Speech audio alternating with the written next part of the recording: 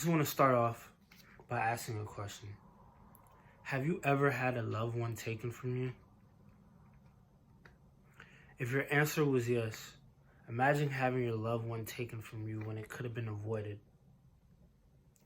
Yeah, I'm talking about texting and driving. Texting and driving has been around for so long, and it shouldn't, because ever since smartphones came out, texting and driving has been a problem.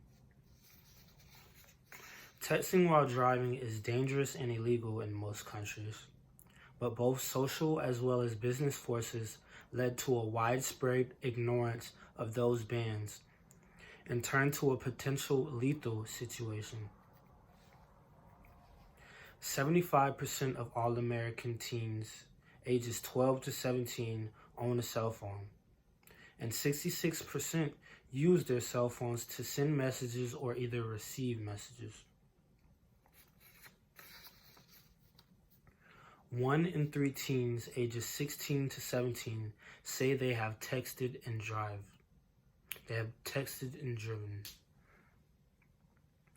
52% of cell-owning teens ages 16 to 17 say that they have talked on the phone while driving. This is admitting to the act of texting and driving.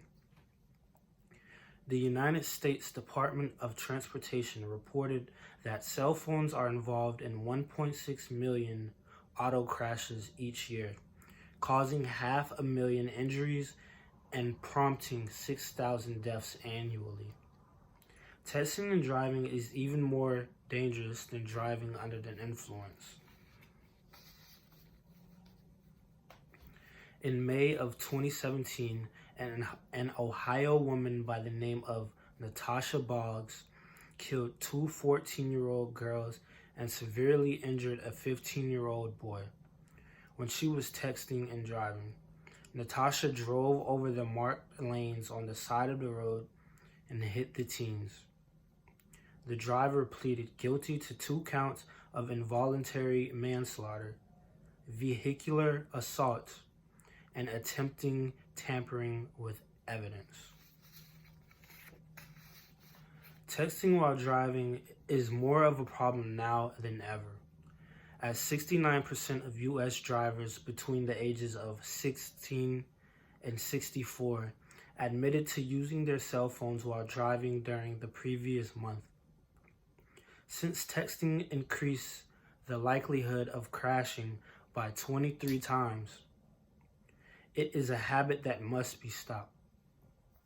Currently, 48 states plus Washington, D.C., Puerto Rico, Guam, and the U.S. Virgin Islands has a law that bans texting and driving. It is very, very important that we must stop texting and driving, because I had an auntie that I used to talk to every day. Her name was Chrissy. I used to talk to her every day. And then one day, my mom came home crying. And I just thought, like, what's going on? I asked my mom what happened. And she said that she got a call from the police that her sister was dead because a person that was texting and driving drove off the road and hit her car from behind, and her car actually flipped. And just to know that that could be avoided makes me want to tell other people, like, it isn't that important to text and drive. Like, you have to think about your surroundings. You have to think about the people that are affected by your decisions. And I just always had the need to tell people, like, stop texting and driving. Another question I have for you is a text more valuable than a life?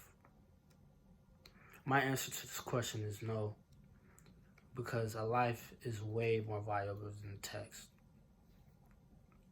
And my last question I have for you is, do you text and drive?